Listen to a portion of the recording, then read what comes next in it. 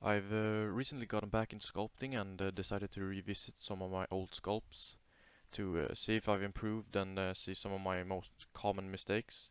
So I decided to compile a list of tips or things that I've noticed that I do wrong and some of the things that help me improve the most.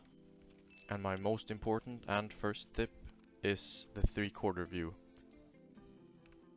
Yeah, you can see here that when I'm building form and adding volume and everything, I'm constantly going back into a three-quarter view to, see the depth and see the form, because I think we get a really good view of, the depth of the face when we go into three-quarter view. And I have a really good tip for when you're starting off your face. You can see here from a video by Jan Sculpts how he kind of carves in from the side. And this is definitely something that has helped my faces a lot, like carving in, not making holes for the eyes. I used to do that a lot. I just made big holes and tried to put them in, but it's these corners you see from the three-quarter view that should go, not go in, just be removed totally and have like a big, just, like a, from the nose it should just be empty space until the eyeballs. And now you definitely start to notice how blocking out the primary shapes really helps when creating form in the face. I've made the cheekbones maybe a bit too narrow right now. I'm gonna work that out, and I'm adding volume, and the nose is a little bit too small, but like the mouth has a right fullness and the cheeks are getting there, from building primary shapes and working on from that. And that's actually my next point. Is that how important the form from the cheeks is, like building the correct waves and topology to create a similar and a stylistic and correct face. And I wanted to show you this in Blender, so let's cue me in Blender. Okay, so now when we're in Blender, let's just quickly remove this cheek, and so I can remake the volume. What I previously got wrong was that I thought the cheekbone was a lot further into the face and a lot rounder. I used to add a lot of mesh like this, then make a crease for the fat, but the cheek is a lot more square. The cheekbone starts almost in line with the end of the mouth and the corner of the eye.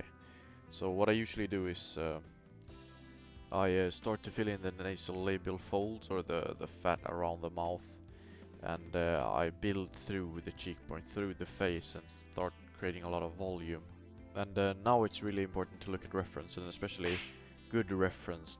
What I recommend is you have the same model but from multiple views, and just keep checking from multiple angles of your model, and add volume where you see you need more, and shape where you need to make a better shape.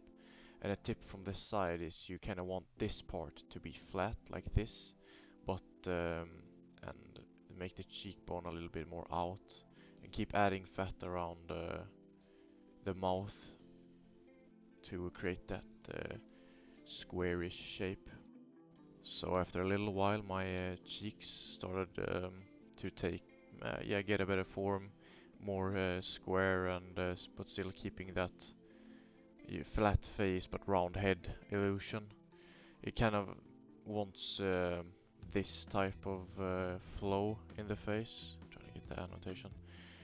This square jaw, but rounds into the mouth.